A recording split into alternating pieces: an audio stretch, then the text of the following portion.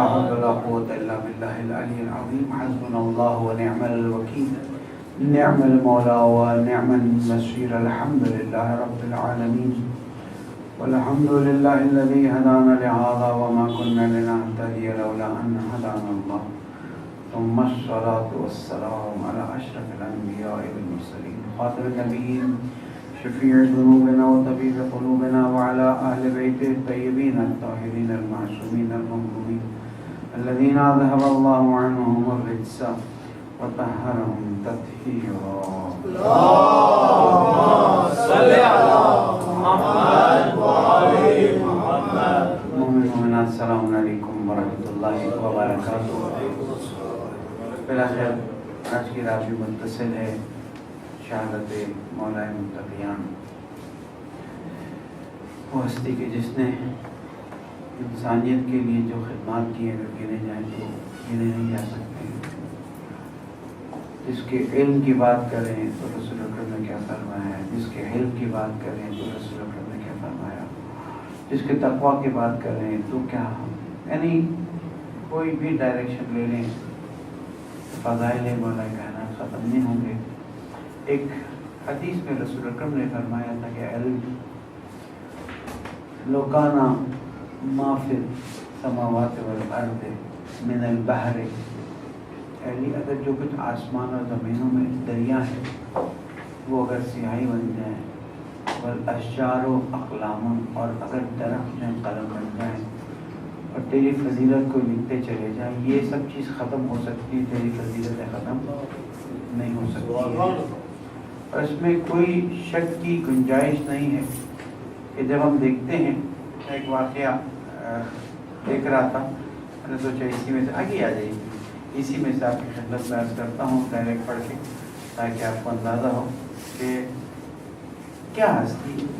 ہم ان منازل پہ تو نہیں پہنچ سکتے کہ جو معرفت کی منزل ہیں، بس ہمیں اندازہ تو احساس تو تھوڑا سا طولانی واقعہ ہے، لیکن دیکھیں کیا ہوا. عبداللہ ابن عباس جو ہے وہ مفسرین قرآن میں سے سمجھے جاتے ہیں، اور اہل سنت ان کی بڑی تعریف کرتے ہیں، اور بہت ہی زیادہ رشتہ دار بھی تھے مولا کائنات کے، اور علمی لحاظ سے بھی. حتیٰ آخری روز بھی جناب عبداللہ جو ہے مولا کائنات کے نزدیک میں سے تھے، اور کوفہ میں تشریف فرما. مولا کائنات کی شہادت کے بعد ظاہر درس تفسیر دے رہے تھے. اب یہ واقعہ پتہ نہیں چل رہا ہے، لیکن ظاہر یہ محسوس ہوتا ہے کہ امیر شام جو وہ مدینہ آیا ہوا تھا، اور خاصے چکر لگائے اس نے مدینہ کے. اس میں سے ایک بات اس نے دیکھا کہ عبداللہ ابن عباس مسجد میں بیٹھا جو ہے وہ تفسیر بیان کر رہے ہیں. جا کے بیٹھ گیا، تفسیر ختم ہوئی. اس نے کہا اب میں پڑھتا جاتا ہوں تاکہ بات تھوڑا ٹائم ہمارا بچ جائے. مجھے وصیت نامہ کہ میری ایک روش ہے کہ آج کی رات میں وصیت نامہ امیر علیہ السلام پڑھتا ہوں. امیر شام نے کہا کہ ابن عباس رسول اللہ صلی اللہ علیہ وسلم کے جزاد ہو اور ہاشمیوں میں سے ہو، مگر تفسیر بیان کرتے ہو تو اس طرح بیان کرتے ہو کہ جیسے قرآن صرف علی کی شان میں نازل ہوا ہے. عبداللہ ابن عباس نے آنکھیں اٹھا کے دیکھی، کہا پھر کیا کروں؟ کہا آیات کی تفسیر ہر وقت علی بن ابی طالب کی شان میں کرتے ہو، اور یہ چیز تعجب.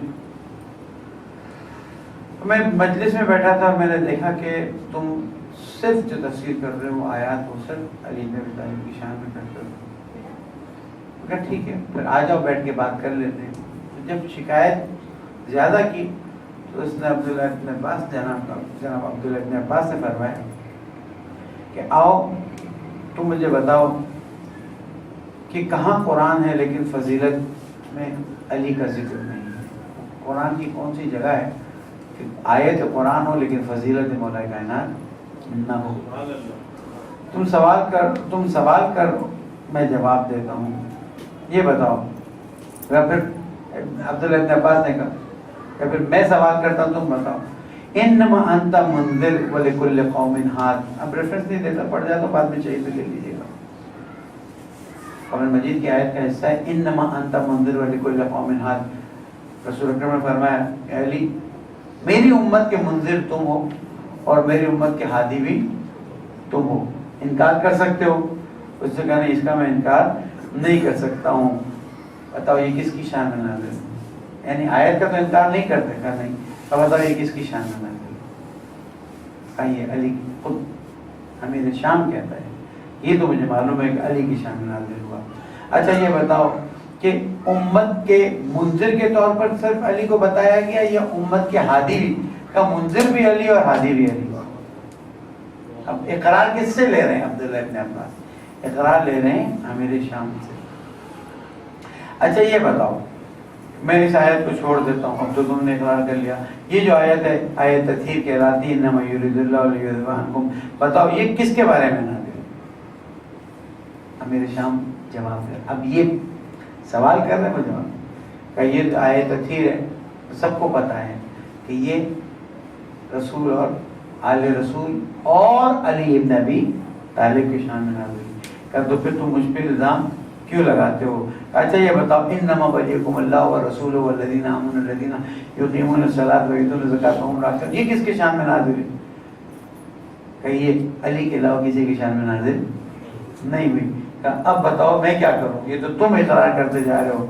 پھر اس میں آگے بڑھتے ہیں اور ابن عباس کہتے ہیں اچھا بتاؤ، اما یتساءلون عن النبأ العظیم، 30 سپارہ ابتدا، اما یتساءلون عن النبأ العظیم، اس چیز کے بارے میں جو سوال کیا جائے گا جو کہ بہت بڑی خبر ہے. بتاؤ وہ بہت بڑی اما یتساءلون عن النبأ العظیم، وہ نبأ عظیم کون ہے؟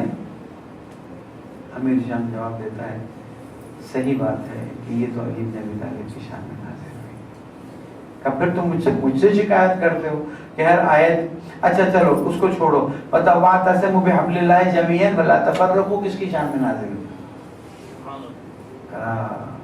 وہ پتہ نہیں، کب پتہ ہے تم سے پوچھنا چاہ رہا ہوں. یہ بھی علی بن ابی طالب علیہ السلام نے کہہ رہا ہوں شان میں نازل ہوئی، اس لیے کہ حبل اللہ جو ہے وہ صرف علی ابن ابی طالب ہے. ضرور پڑھنے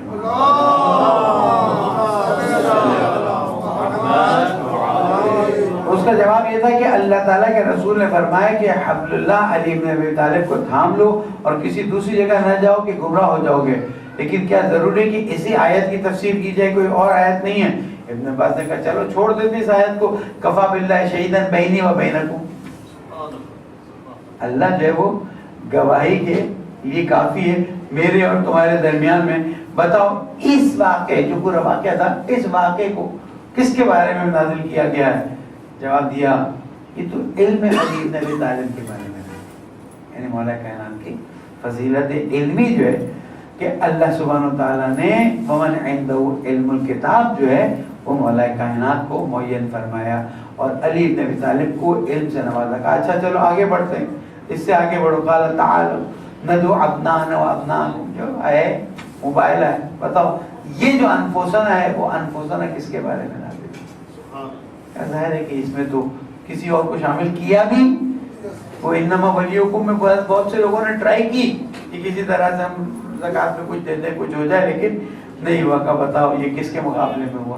کہ نجران کے مقابلے میں جب رسول اکرم گئے تو ظاہر علی ابن ابی طالب کو لے کر گئے. انفسنا میں نفس رسول صرف علی ابن ابی طالب کو قرار دیا گیا. اچھا یہ بتاؤ سأل سائل بعذاب واقع، کیا واقعہ تھا؟ جب رسول اکرم نے، میں نے اس دن شاید ذکر بھی کیا، صرف اشارہ کرتا چلا، جب رسول اکرم نے ولایت مولا کائنات کا اعلان کیا، ایک اور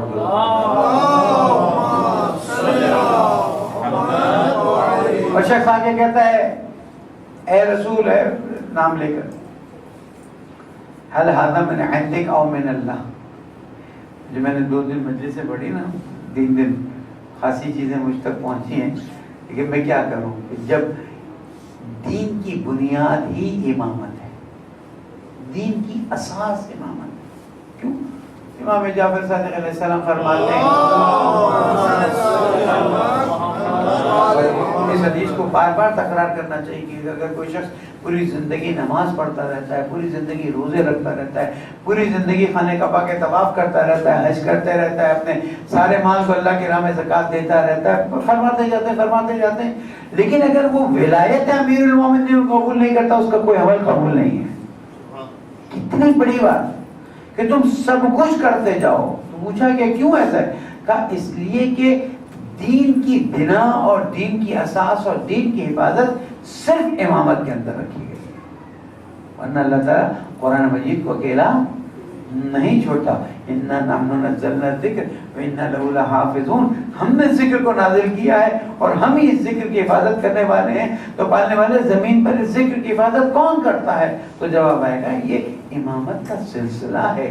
اور اسی لیے بار بار میں نے تاکید کی کہ نفاق کا جریان یا نفاق کا سلسلہ جو ہے وہ امامت کے سلسلے سے پریشان. باقی لوگوں نے اللہ سے کوئی مشکل ہے، نہ رسول سے کوئی مشکل ہے، نہ قرآن سے کوئی مشکل ہے، نہ نماز سے کوئی مشکل ہے، نہ روزے سے کوئی مشکل ہے. کیوں؟ اس لیے کہ امامت اور ولایت اور خلافت یہ تینوں ایک ہی چیز ہے، عنوان الگ الگ. اور یہ سب کچھ ہمارے اماموں میں، یعنی کسی نے کہا بھائی خلیفہ کوئی اور، امام تو یہ ہے.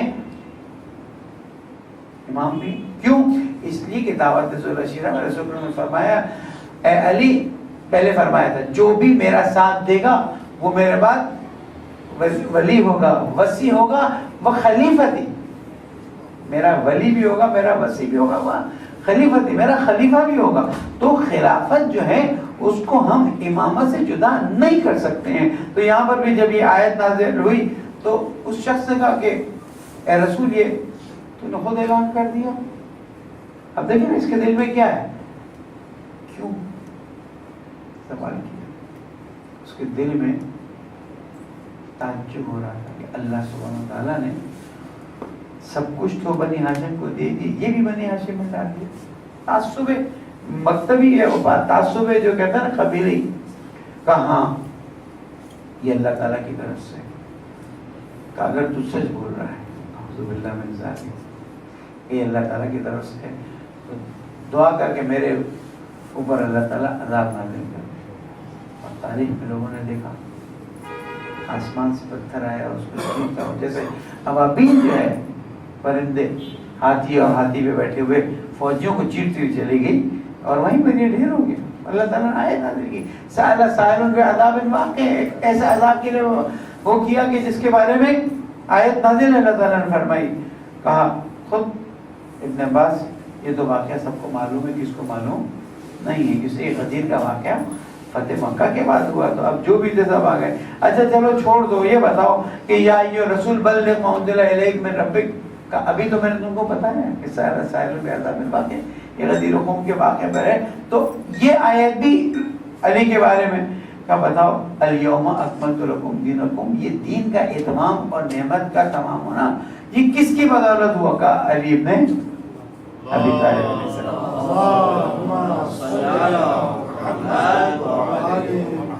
اچھا یہ بتاؤ تمہیں یہ پسند نہیں آیا، بتاؤ یہ جو سورہ میں ہے اذا زلزلت، بسم اللہ الرحمن الرحیم، اذا زلزلت الارض زلزالها واخرجت الارض اثقالها وقال الانسان یومئذ تحدث اخبارها بان ربک اوحى لها. یہ جو ہے اذا زلزلت الارض زلزالها، یہ جو لوگوں سے پوچھا جائے گا اور سوال کیا جائے گا، یہ کس چیز کے بارے میں پوچھا جائے گا؟ کہ یہ رسول اکرم سے جو میں نے سنا وہ یہی ہے کہ یہ علی بن ابی طالب علیہ السلام کہ زمین کو زلزلہ آئے گا، لوگ نکلیں گے اور لوگوں سے سوال کیا جائے گا.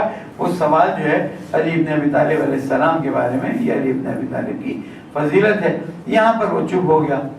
اس نے کہا میرے خیال میں اب اس سے زیادہ میں تم سے بحث نہ کروں اور اس بات کو ختم کروں. یہ چیز بتاتی ہے اور یہ تو کچھ نہیں ہے. اگر قرآن مجید کی تشریح اور تفسیر کرنے جائیں تو 1/3 آیت مستقیم اور غیر مستقیم ہونے کائنات کے بتائی.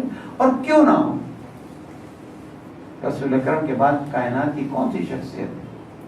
اور یہ میں نہیں کہتا، اہل سنت کی کتابیں اٹھا کے دیکھ لیں. افسوس اس بات کا ہے کہ اس زمانے میں اہل سنت اپنی کتاب نہیں پڑھتے. اگر اہل سنت اپنی کتاب پڑھ لے تو ان کو اندازہ ہو جائے گا کہ کس راستے پہ چلے گئے ہیں، کیا مشکلات ان کی ہو گئی ہیں، اور ان کو اندازہ ہو جائے گا. ورنہ حدیث رسول اکرم خود مولا کائنات کے بارے میں اتنی زیادہ ہے. ایک مشکل یا ایک مسئلہ کہہ دیجیے مشکل یہ ہے نا کہ جناب رسول اکرم کے بعد کس کے ہاتھ میں سارا نظام جانا تھا؟ کوئی یہ ثابت کر دے کہ علی کے ہاتھ میں نہیں جانے والا تھا؟ نہیں ہو سکتا. جانا ہی امامت کے تحت تھا. آیا رسول اکرم نے اس کام کو پورا کیا؟ اگر کوئی کہہ دے کہ رسول اکرم نے پورا نہیں کیا تو کس پر بات آئے گی؟ ایک ضرور پڑھ دیں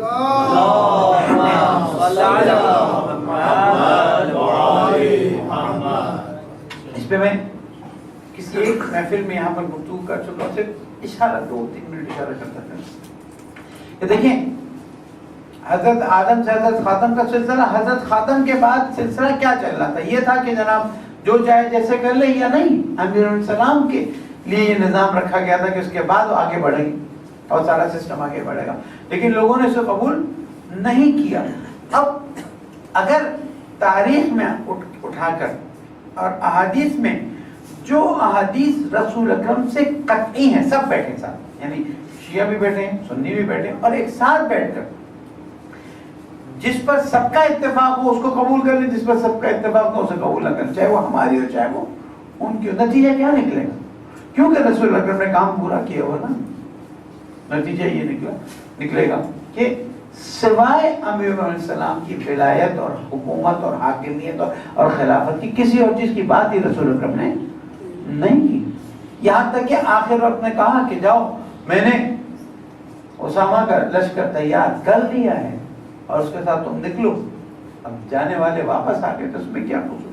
تو تاریخ کے لحاظ سے، عقیدے کے لحاظ سے، حدیث کے لحاظ سے، قرآن کے لحاظ سے ایک شخصیت ہے جو سب سے افضل ہے، لیکن اس کو قبول کرنے کے لیے تیار نہیں۔ اسی کو ہم مولا کی مظلومیت کہتے ہیں کہ مولا کی مظلومیت یہ نہیں ہے کہ ان کو ظاہری حکومت نہیں ملی۔ ظاہری حکومت کیا فرمایا تھا ابن عباس؟ جس حکومت کا تم ذکر کر رہے ہو، جس کی منت کر رہے ہو، مدینہ میں جس کی تم مجھے منت کر رہے ہو کہ الناس قد اجتمعوا، لوگ جمع ہو گئے اور ماننے کے لیے تیار نہیں، یہ دیکھ رہے یہ جوتا اس کی کیا ویلیو ہوگی؟ اس کی کیا ہے، اس کی کیا قیمت؟ کوئی قیمت نہیں، اس کی کوئی قیمت نہیں دے گا میرے اس جوتے کی، نہ لے کوئی قیمت۔ کیوں؟ اتنے اس میں آپ نے پیبند لگائیں کہ یہ کوئی ہاتھ نہیں لگا، اس کی قیمت نہیں ملتی۔ اتنے بس میرے نالین کی کوئی قیمت نہیں دے گا نا، میرے لیے اس دنیا اور اس کی حکومت جو ہے وہ اس سے بھی کم ارزش رکھتی ہے۔ کیوں ایسا؟ اس لیے کہ دنیا کے ظواہر سے تو کوئی تعلق نہیں تھا، مگر یہ کہ میں عدل کو قائم کر سکوں۔ پھر نہج البلاغہ میں فرمایا پانی سر سے گزر گیا، اس وقت تم میرے پاس آئے جب پانی سر سے گزر گیا تھا۔ اب حالات ایک ایسی ڈگر میں، ایک ایسی نہج میں چلے گئے تھے کہ جس کے بعد اسے واپس لانا امکان نہیں رکھتا تھا، اور یہی ہوا۔ اب دیکھ لیجیے حکومت ملی تو حسد کرنے والے حاسدین نے جمل کا واقعہ کرا دیا۔ جمل کا واقعہ آپ کسی اہل سنت کے ساتھ بیٹھ جائیں، آپ ان سے کہیں ہم آپ کی سب بات ماننے کے لیے تیار ہیں۔ 3 چیزیں ہمیں بتا دیں۔ نمبر 1، رسول اکرم نے اپنے بعد خلافت کا کیا نظام دیا تھا؟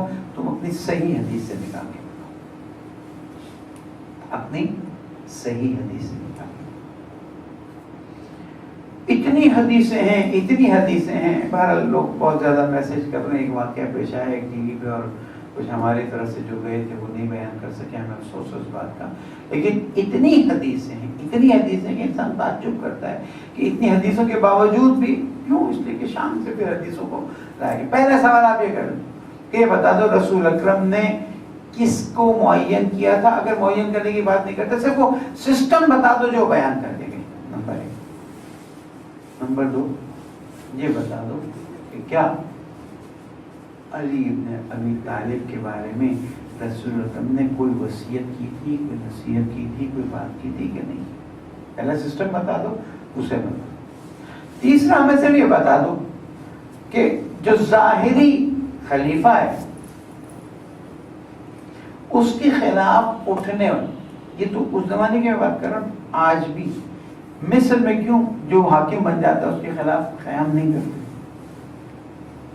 اس لیے کہ وہ امیر المومنین ہے، ان کی دین کی بنیاد میں یہ ہے، ان کی حدیثوں میں یہ بات ہے، ان کی صحیح کتابوں میں یہ بات ہے کہ جب کوئی حاکم بن جائے تو وہ ولی امر مسلمین ہوتا ہے، اللہ اسے بناتا ہے، اور جب اللہ بنا دیتا ہے تو اب اس کے خلاف اٹھنا جو ہے وہ صحیح نہیں۔ مجھے بتائیے ظاہری جو حاکم ہے کہیں کبھی لے لیں، یہ جو ایران کا انقلاب کامیاب ہو، اس لیے کہ ہمارے یہاں یہ حدیثیں نہیں ہیں۔ ہمارے یہاں اگر حاکم عادل ہے بہت اچھا، اگر ظالم ہے اس کے ظلم میں شریک مت ہو، اس کے مقابل میں جاؤ۔ اگر تمہارے اندر طاقت ہے، پاسبلٹی ہے، ہمیں معصومین اپنی کوششیں کرتے ہیں۔ یہاں مشکل کیا ہے؟ یہاں آگے کہتے ہیں کہ اچھا چلو ظاہری خلافت تو قبول کرتے ہو نا، 4 سال اور کچھ مہینے تو قبول ہو گئے، 4 سال کچھ مہینوں میں جو اہل سنت تیسرا سوال کرتے ہیں، یہ بتاؤ جنہوں نے بھی جنگ کی، شاید 18 رمضان کی افطار تھی اور ایک اہل دیوبند عالم سے پوچھا گیا کہ کربلا والوں کے سامنے کچھ حق و باطل کی بات ہو رہی ہے، کربلا والوں کے سامنے جو لڑنے آئے تھے وہ کس طرح کے مسلمان تھے؟ اس نے کہا کہ آپ مسلمان کیسے کہہ سکتے ہو؟ جو حسین کے سامنے لڑنے آئے، جو نواز رسول کے سامنے لڑنے آئے، اس کو مسلمان کیسے کہہ سکتے ہو؟ مجھے اشارہ کیا گیا، اب آپ چپ ہو جائیے گا، بولیے گا نہیں، ورنہ میں پوچھنے والا تھا اگر حسین کے سامنے آنے والا جو لڑ رہا ہے اس کو تم کافر کہتے ہو تو حسین کے بابا کے سامنے لڑنے آنے والے کا کیا؟ درود پڑھیں محمد۔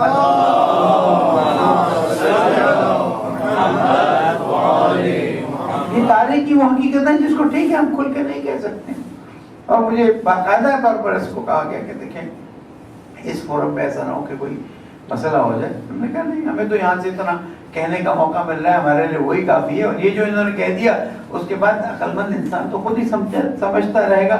بہرحال مولا کائنات کے ساتھ جو ظلم ہوا، اب میرے پاس جو وقت ہے اس میں چاہتا ہوں چند اقوال، یا بلکہ ایک خطبہ ہے مولا کائنات کا نجل البلاغہ میں، خطبہ نمبر 99 ہے، اس کا ترجمہ میں لے کر آیا ہوں، میں چاہتا ہوں وہ پڑھوں اور پھر چند منٹ میں وصیت بھی پڑھوں گا تاکہ ہماری توجہ رہے۔ اے اللہ کے بندوں، میں تمہیں دنیا کے چھوڑنے کی وصیت کرتا ہوں جو تمہیں چھوڑ دینے والی ہے، حالانکہ تم اسے چھوڑنا پسند نہیں کرتے، اور وہ تمہارے جسموں کو کوہنا کو بوسیدہ بنانے والی ہے۔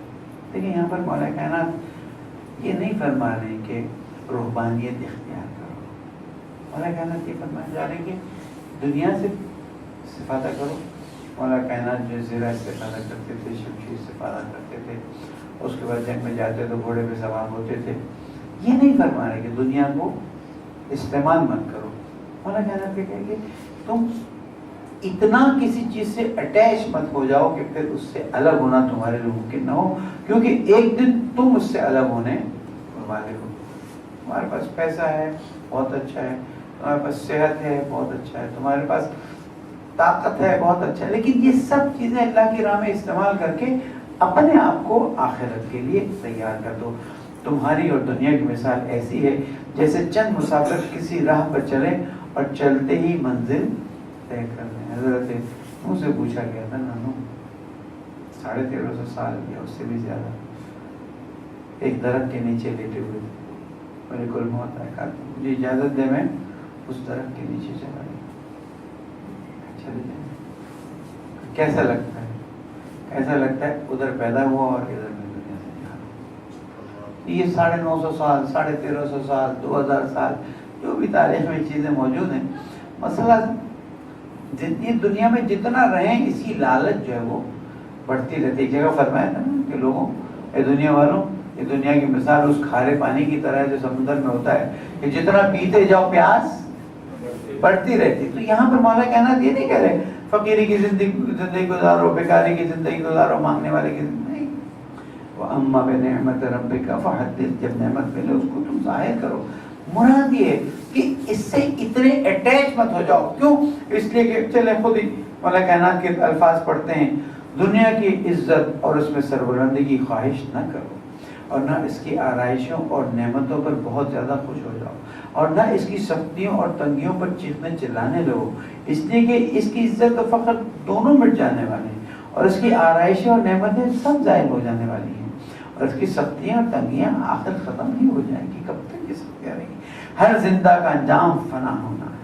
کیا پہلے لوگوں کے واقعات تمہارے لیے کافی تنبیہ کا سامان نہیں ہے اور تمہارے لیے عبرت اور بصیرت نہیں ہے؟ اگر تم سوچو اور سمجھو فاعتبروا یا اولی الالباب، بس عبرت حاصل کرو اے عقل مند لوگوں. کیا تم گزرے ہوئے لوگوں کو نہیں دیکھتے کہ وہ پلٹ کر نہیں آتے اور ان کے بعد باقی زندہ رہنے والے بھی زندہ نہیں رہتے؟ اور تم دنیا والوں پر نظر نہیں کرتے جو صبح شام کرتے ہیں، ایک ابھی مرتا ہے، ایک کبھی مرتا ہے، ایک ابھی یعنی مسلسل لوگوں کے مرنے کی خبریں آتی رہتی ہیں، لیکن کیونکہ ہماری نظروں کے سامنے نہیں ہوتے تو سوچتے ہیں وہ مر گیا، میرے مرنے کی ابھی کوئی گنجائش نہیں. کہیں کوئی میت ہے جس پہ رویا جا رہا ہے، کہیں کوئی مرض میں مبتلا اور عیادت کرنے والے عیادت کر رہے ہیں، کہیں کوئی دم توڑ رہا ہے، دنیا سے جا رہا ہے، اس کی حالت کو دیکھو.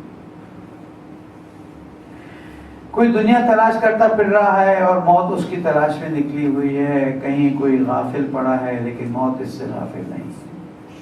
اے لوگوں، گزر جانے والوں کے نقش قدم پر ہی باقی رہ جانے والے چل رہے ہیں. وہ چلے گئے، تم سمجھتے ہو تمہیں نہیں چلنا ہے، تمہیں بھی گزر کے جانا ہے. میں تمہیں متنبہ کرتا ہوں، تمہاری توجہ دلاتا ہوں کہ بدعمالیوں کے ارتکاب کے وقت ذرا موت کو بھی یاد کر لیا کرو کہ جو تمام لذتوں کو مٹا دینے والی ہے. ہادم اللذات، موت کے ناموں میں سے ایک نام ہادم اللذات ہے، جو تمام لذتوں کے ذوق کو ختم کر دے، کہ جو تمام لذتوں کو مٹا دینے والی اور نفسانی مزوں کو بالکل کرکرا کر دینے والی ہے.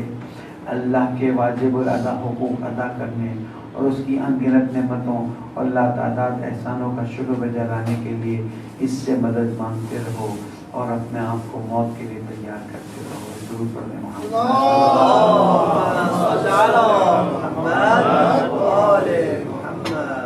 اب پھر ہم شروع کرتے ہیں اس جو بھی ہمارے پاس وقت ہے.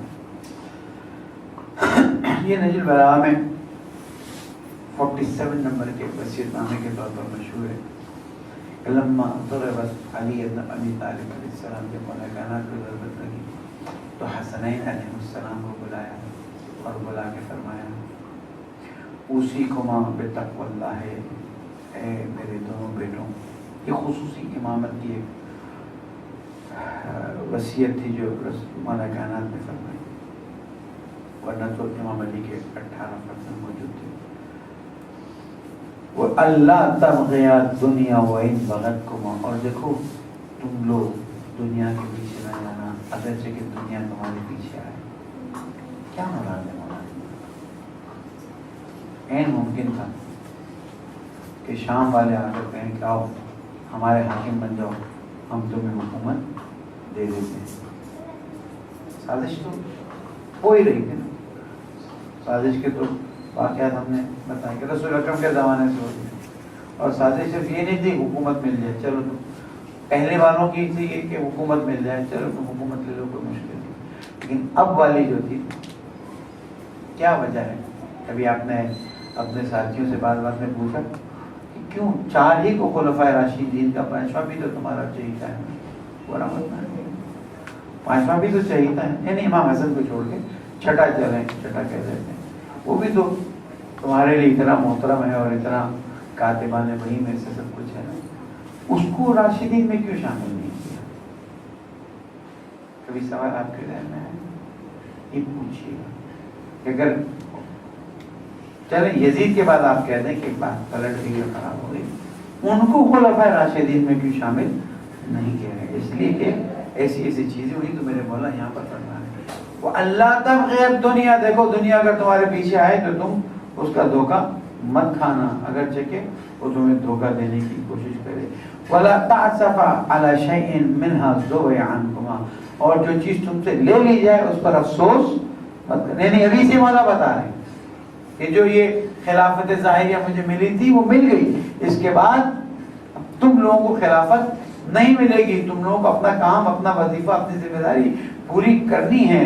ایسا نہ ہو کہ خلافت نہ ملے تو تم افسوس نہ کرو. ظاہر ہے امام حسن اور امام حسین دونوں معصوم ہیں، لیکن ابھی سے امام علیہ السلام چیزوں کو بیان کر رہے ہیں تاکہ جب باتیں باہر جائیں تو جانیں کہ اب ٹرینڈ کس طرف جانے والا ہے. وقولا بالحق، کچھ بھی ہو جائے، حکومت ملے یا نہ ملے، تم دونوں حق کی بات کرتے رہنا. اسی لیے ہم دیکھتے ہیں دونوں امام مسلسل حق کی بات کرتے رہے. وَعْمَلَا لِلْأَجْرِ، اور دیکھو جو بھی کام انجام دو اس کے لیے اجر کی توقع رکھو. ہمارے یہاں یہ کانسیپٹ نہیں ہے. پھر میں یہ کرنا ہے کوئی بھی اچھا کام کرو تو اللہ تعالیٰ سے اجر کی توقع رکھو کہ اللہ تعالیٰ تمہیں اجر دے گا. روزہ رکھا ہے، یہ مت سوچو کہ بس میں نے روزہ رکھ لیا. نہیں، پالنے والے میں نے تیرے لیے روزہ رکھا تو مجھے اس کا بہتر بدلہ آتا. سارا مسئلہ کیا ہے؟ اللہ سے رابطہ اچھا کرنا ہے. ورنہ روزے تو بہت سے رکھنے والے ہیں. کم من صائم لیس لہو الا من جوع وعطش، کتنے روزے رکھنے والے ہیں جن کو بھوک اور پیاس کے علاوہ کچھ نہیں. وَكُونَ لِلظَّالِمِ خَصْمًا وَلِلْمَظْلُومِ عَوْنًا، اور دیکھو ظالموں کے مقابلے میں ہمیشہ سخت کھڑے رہا. اور یہ ہمارے ظاہر حسنین علیہ السلام کے ذریعے ہم تک پہنچا ہے.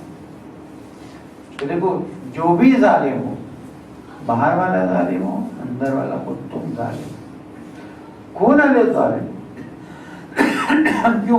ہم خود کیوں ظالم؟ اس لیے کہ ہم بھی تو بہت سے گناہ کر جاتے ہیں، بہت سو کے ساتھ زیادتی کر جاتے ہیں، بہت سو کے حق ضائع کر دیتے ہیں، ہمیں اندازہ بھی نہیں فرمایا. کون ہے ظالم خصمًا، ظالم چاہے تم ہو، گھر والوں کے ساتھ، بیوی بچوں کے ساتھ، کام کرنے والوں کے ساتھ، جس کے ساتھ کہ تم نے ظلم کیا ہے. کون للظالم خصمًا، تو اس کا مقابلہ کرو. وللمظلوم عونا، اور جہاں پر بھی مظلوم ہو وہاں پر اس کی مدد کرو. اور دیکھیں جو بیت المقدس کا مسئلہ ہے، ایک تو سرزمین مسلمان ہے، اس کا کوئی تعلق نہیں. دو چیزوں میں جو تھوڑا فرق کیا جاتا ہے درست نہیں ہے. ایک فرق کیا جاتا ہے مسجدوں میں. شرعی لحاظ سے جس جگہ کا بھی مسجد کا اعلان ہو گیا، صیغہ پڑھ لیا گیا، وہ مسجد ہو گئی. آپ یہ نہ کہیں کہ جناب وہ تو اہل سنت کی مسجد ہے تو کیا فرق پڑتا ہے. مسجد مسجد ہے، اللہ تعالیٰ کا گھر ہے. اور قطعاً جو احکام شیعہ مسجدوں پر جاری ہوتے ہیں وہی احکام اہل سنت کی مسجدوں پر جاری ہوتے ہیں. اور کوئی مسلک کے لحاظ سے دیکھیں، قادیانیوں کا مسئلہ الگ ہے، اسماعیلیوں کا مسئلہ الگ ہے، موریوں کا مسئلہ الگ ہے. وہ مسجد کہتے ہی نہیں، وہ اسے اپنی عبادت گاہیں کہتے ہیں، وہ ایک الگ بات. ہم بھی ایک غلطی کرتے ہیں، اور وہ غلطی کیا ہے؟ یہاں سے جب جائیں نا تو یہ جو روڈ مسجد یسرف کو جاتی ہے، سگنل کراس کریں تو لیفٹ پہ بورڈ دیں گے امام بارگاہ یسرف. کسی مائی کے لال میں یہ ہمت نہیں ہوئی اٹھ کے کہے کہ بھائی یہ امام بارگاہ نہیں ہے، یہ مسجد یسرف ہے. مسجد و امام بارگاہ یسرف، یہ باقاعدہ سازش ہے. میں نے باقاعدہ تصویر کھینچی، کتنے ذمہ داروں کو واٹس ایپ بھیجا کہ بھائی خدا کے واسطے کچھ کرو. کوئی ہلنے کے لیے تیار نہیں ہے. پھر بعد میں جب ہم پر مصیبت آتی ہے اور اخبار والے مسجد نہیں لکھتے ہیں، امام بارگاہ علی رضا پر حملہ ہوا، امام بارگاہ حیدری پر حملہ ہوا، یہ ساری چیزیں تیار کی جاتی ہیں کہ ان کے یہاں مسجد کا کانسیپٹ نہیں، یہ وہ اسماعیلیوں کی طرح ہے. جبکہ ہماری مسجدیں ہیں اور الحمدللہ رب العالمین اس کا خیال رکھنا ہوگا. تو یہاں پر یہ فرماتے ہیں وَكُونَ لِلظَّالِمِ خَصْمًا وَلِلْمَظْلُومِ عَوْنًا. اور دیکھو ظالم کی ہر وقت مدد کرنا. تو بیت المقدس جو ہے وہ جو زمین ہے وہ مسلمانوں کی، جو میں بات بتا رہا ہوں. اور مسلمانوں کی زمین پر کوئی قبضہ کر جائے، مسلمانوں پر ضروری ہے کہ اسے خالی کرے. امام خمینی بہت آگے تک جانا چاہ رہے تھے. یہ تو مسلمان حاکموں نے کہا کہ آپ ہمارا راستہ استعمال کر لیں گے، ہم آپ پہ حملہ کر دیں گے، ہم آپ پہنچا نہیں دیں گے. اس لیے کہ اگر اس کو آپ نے ہاتھ لگایا تو یہ ہمارے لیے مشکل ہو جائے گی، ہے نا. فقہی لحاظ سے تحریر الوسیلہ امام خمینی کے پڑھ لیجیے، لکھا ہوا ہے. امام خمینی رحمۃ اللہ علیہ فرماتے ہیں غیر مسلمان اگر مسلمان کی زمین پر قبضہ کرے، مسلمانوں پر لازم ہے کہ وہ زمین کو آزاد کروائیں. پھر فلسطینی مسلمان ہیں، کلمے میں ہمارے ساتھ ہیں، قرآن میں ہمارے ساتھ. اسی لیے ہم قدس مناتے ہیں، اس لیے ہم تاکید بھی کرتے ہیں، ترغیب بھی کرتے ہیں کہ خدایا یوم قدس میں جائیں، شریک ہوں، جہاں پر بھی جو ممکن ہو، جو بھی آوازیں کرتے ہیں. اور اس کے بعد فرماتے ہیں، یہاں تک ان دونوں سے خطاب کیا.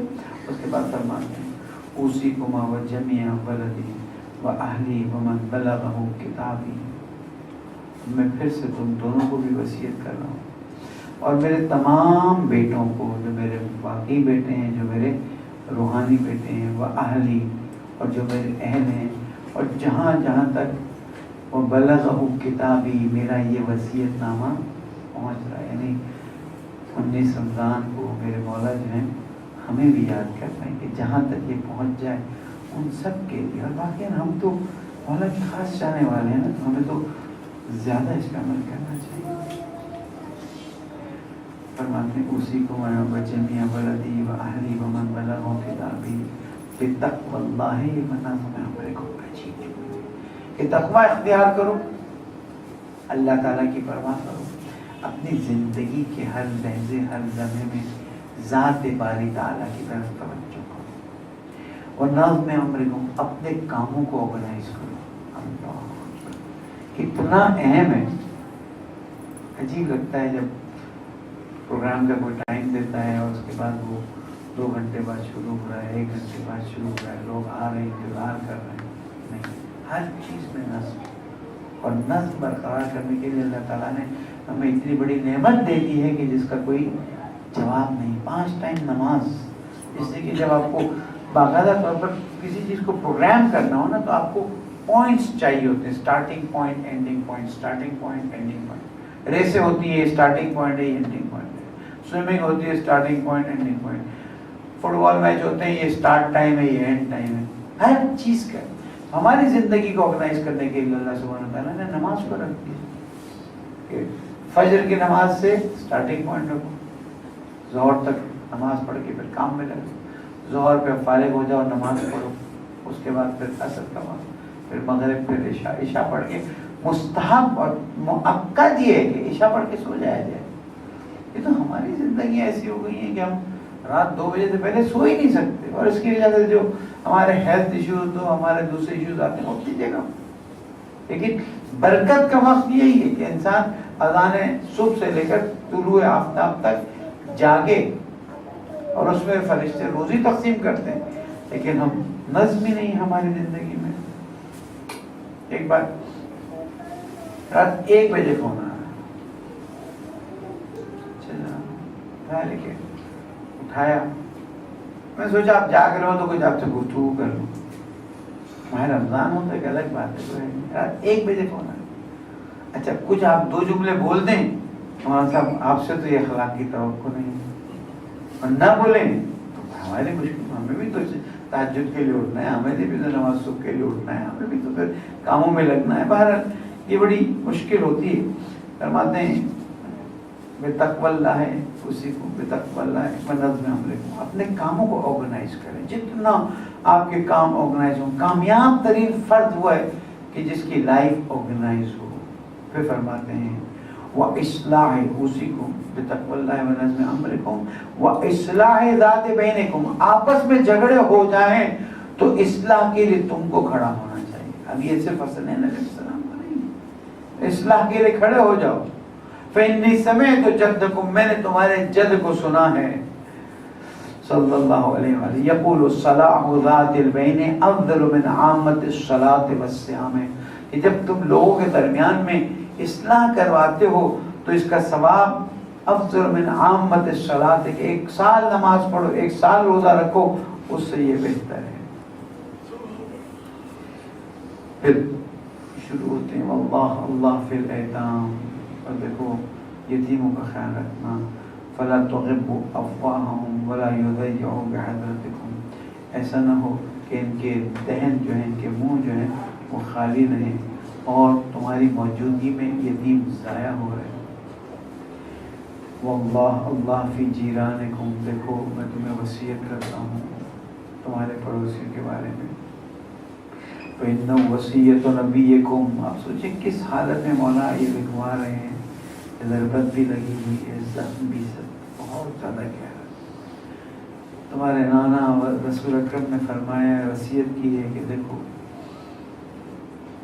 اپنے پڑوسیوں کے بارے میں خیال رکھنا، ما زال یوصی بہم، ہمیشہ مجھے وصیت کرتے تھے، حتی ظننا انہم سیورثہم، ایسا لگتا تھا کہ اب جو وصیت کریں گے پڑوسیوں کے بارے میں، تو لگتا ایسا تھا کہ اب ان کو ہمارے وراثت میں بھی حق ادا کرنے کا کہیں گے، یعنی اس حد تک پڑوسیوں کا حق، یعنی جس طرح رشتہ داروں کا حق ہے اس طرح سے پڑوس حتی ظننا انا سیورثون۔ اللہ اللہ فی القرآن، اور میں تمہیں وصیت کرتا ہوں قرآن کے بارے میں، لا یسبقکم بالعمل به غیرکم، ایسا نہ ہو کہ غیر تمہارے بجائے دوسرے اس پر عمل کر جائیں اور تم پیچھے رہ جاؤ اور قرآن تمہارے ہاتھ سے چلا جائے۔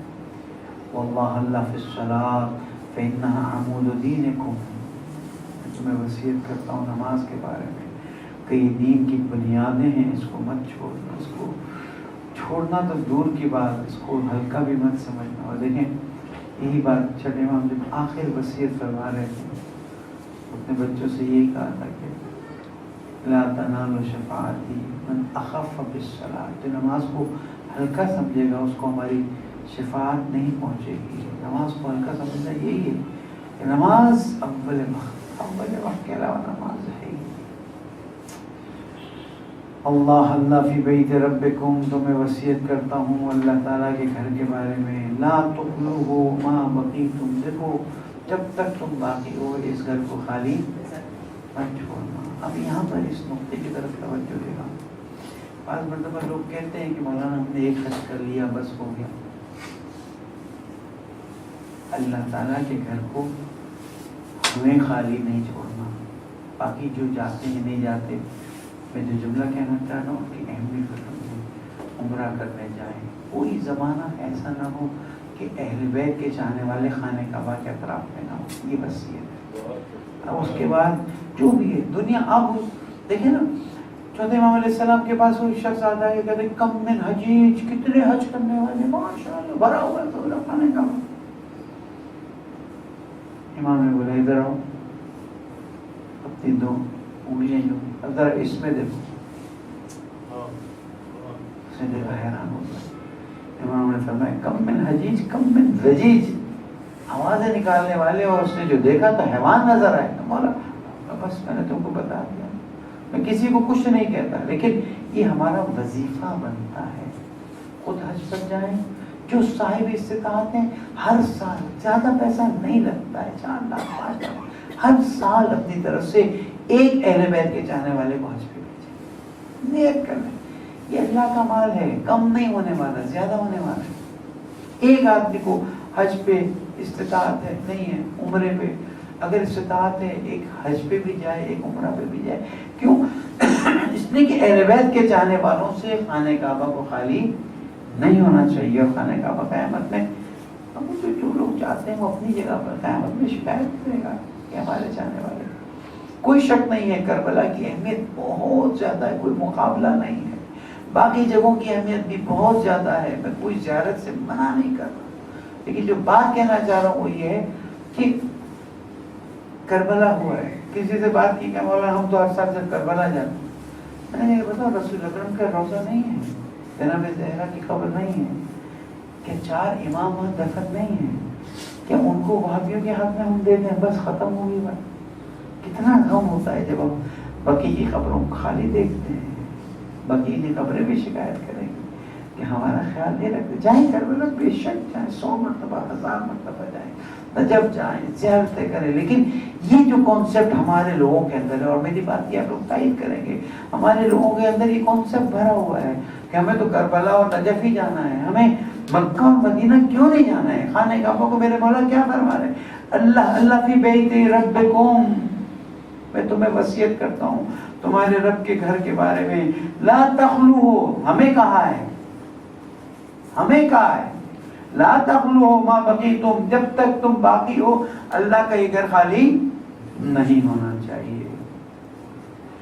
فَإِنَّهُ إِن تُرِكَ لَمْ تُنَاظَرُوا، اگر تم نے اللہ کا گھر چھوڑ دیا تو پھر تم مہلت نہیں پاؤ گے۔ کیوں؟ اس لیے کہ پھر تمہاری اس کوتاہی کی وجہ سے اللہ تمہیں کسی امتحان میں ڈال دے گا۔ اللہ اللہ فی الجہاد باموالکم وانفسکم والسنتکم فی سبیل اللہ، میں تمہیں وصیت کرتا ہوں کہ تم جہاد کرو اللہ کی راہ میں، کس سے؟ اموالکم، اپنے مال سے، انفسکم، اپنے نفس سے، السنتکم، اپنی زبان سے۔ اب جس کے اندر جس چیز کی طاقت، اور آج تو اسلحہ ہاتھ میں ہے ہمارے، اس سے بہتر اسلحہ نہیں ہے۔ 10,000 لوگ اگر کسی ایک چیز کے بارے میں لکھ ڈالیں پوری دنیا ہل جاتی ہے، لیکن امیر المومنین فرماتے ہیں کیا کروں جب صفین والا واقعہ، کاش میں اپنے 10 دے دیتا اور ان کا 1 لے لیتا۔ تم ایمان پر ہو لیکن ضعیف ہو، کمزور ہو، اور وہ، اب میں وہ لفظ یہاں نہیں استعمال کرنا چاہتا، لیکن وہ طاقتور ہیں اور اپنے اس عقیدے پہ، آپ دیکھیں ایک خاتون کے 3 بیٹے مارے گئے، یہ لسانی فسادات پر مسائل۔ شہید ترابی صاحب افسوس کر رہے ہیں، مجھے افسوس کس بات؟ اچھا دین پہ نہیں گئے، یہ کسی چیز پہ گئے جو آپ سمجھتے ہیں، یہ افسوس کس لیے؟ فاتحہ پڑھیں، ٹھیک، افسوس کس؟ 14 بیٹا ہوتا تو 14 بھی ان کی راہ میں فدا کرتا، کس کی راہ میں آپ کو پتا ہے؟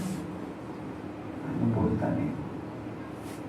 آپ دیکھیں لوگ بعض مطلب کسی چیز کے بارے میں اتنے مضبوط ہو جاتے ہیں کہ اس سے ہلنے کے لیے تیار نہیں ہیں، اور اس عقیدے پر موت بھی ان کو آ جائے تو وہ سمجھتے ہیں یہ صحیح ہو گیا۔ یہ بہت بڑا عالم ہے۔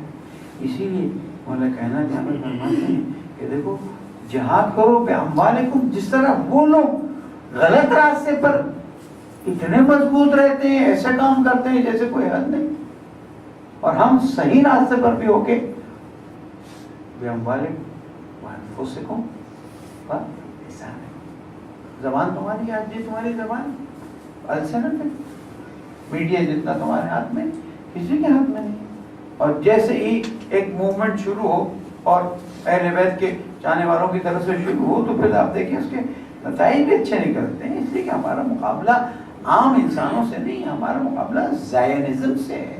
موقع نہیں ملا اس دفعہ، ورنہ تھوڑی زائنزم پہ بھی روشنی ڈالتا کہ زائنزم کی حقیقت کیا ہے اور وہ چاہتے کیا ہیں۔ دیکھو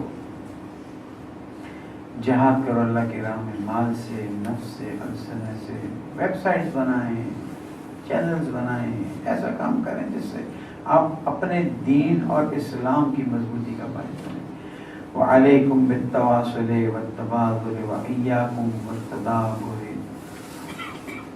والتقاطع، ایک دوسرے سے مل کر آگے چلو، ملاپ رکھو، محبت کا اظہار کرو، ایک دوسرے کے ساتھ تعاون کرو، ایک دوسرے کی مدد کرو، کبھی کوئی مشکل میں آ جائے تو اس کا ہاتھ پکڑو، اس کا ہاتھ سنبھالو، اور خبردار ایک دوسرے سے قطع تعلق ہو جاتا ہے، چل نہیں میری نظر یہ ہے، اس کی نظر یہ ہے، لڑائی کرنے کے بارے میں، ناراض ہو کے الگ ہونے کے بارے میں بیٹھیں، گفتگو کریں، گفتگو کرنے سے کتنے مسائل حل ہوتے ہیں۔ میں تو دیکھتا ہوں میری زندگی میں کہ اللہ سبحانہ وتعالیٰ نے گفتگو کے ذریعے ہمیں کتنے مسائل حل کروائے۔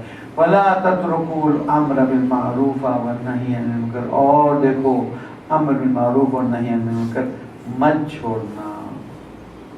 فَيُوَلَّ عَلَيْكُمْ شِرَارُكُمْ ثُمَّ تَدْعُونَ فَلَا يُسْتَجَابَ لَكُمْ، پھر ایسا نہ ہو کہ تم امر معروف اور نہی منکر چھوڑ دو اور جو برے لوگ ہیں وہ تم پر مسلط کر دیں، پھر تم دعا کرتے رہو۔ کیا کوفے والوں کا حال ہوا جب حسین کا ساتھ نہیں دیا تو اس کے بعد پھر وہ شریر لوگ مسلط ہو گئے، تم دعا کرتے رہو کہ تمہاری دعا قبول ہوئی۔ عدل کا پیکر، انصاف کا پیکر کیا فرمانا ہے؟ یا بنی عبد المطلب لا الفینکم تقولون دماء المسلمین خوضا تقولون قتل امیر المومنین، اے عبد المطلب کے بیٹوں ایسا نہ ہو کہ تم امیر المومنین قتل ہو گئے کا نعرہ لگاؤ اور نعرہ لگا کے مسلمانوں کے ساتھ خون کی ہولی کی۔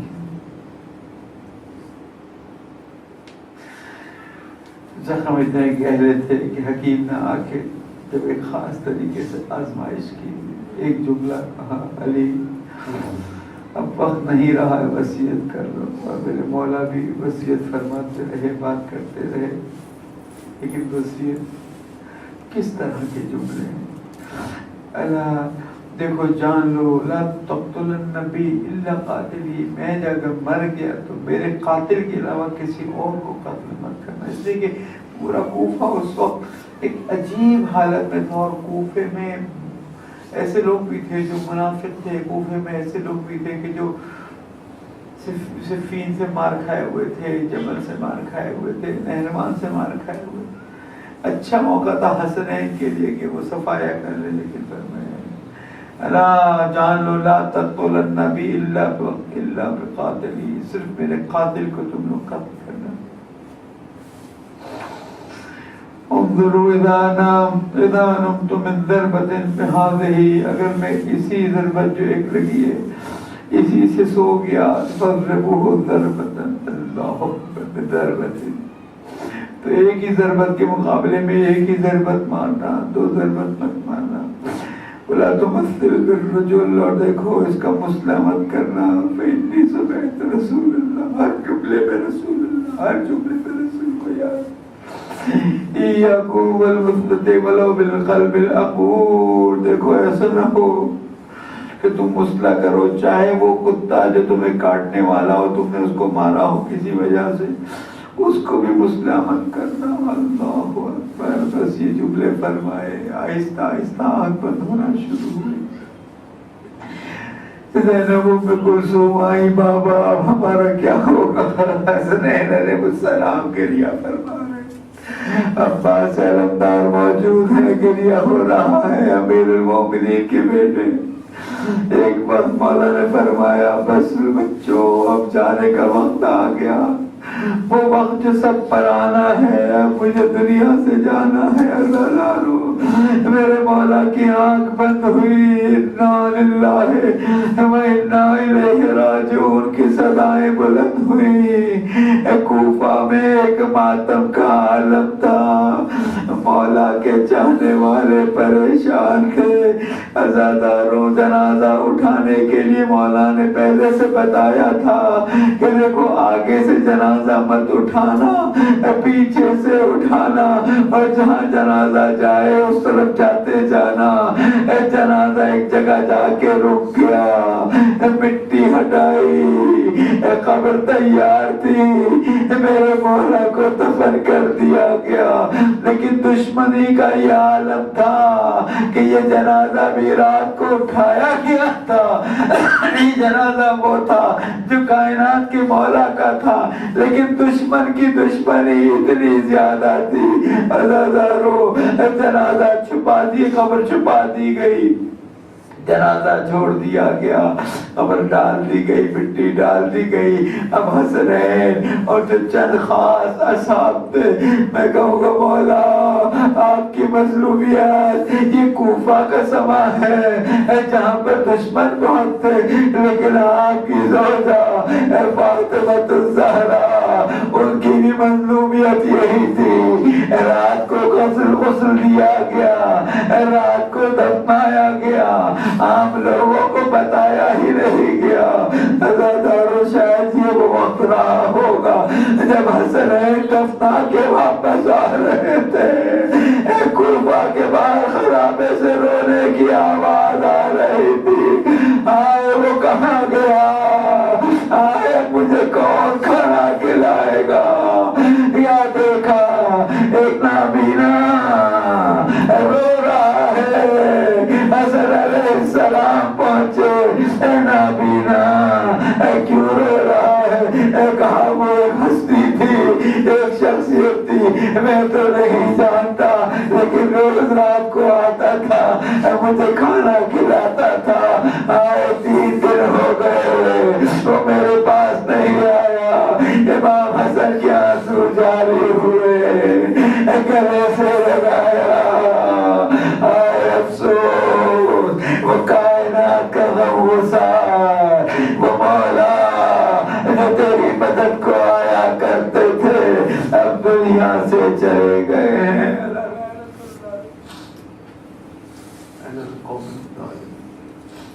سيعلم الذين ظلموا قال محمد أي منقلب ينقلبون إنا لله وإنا إليه راجعون.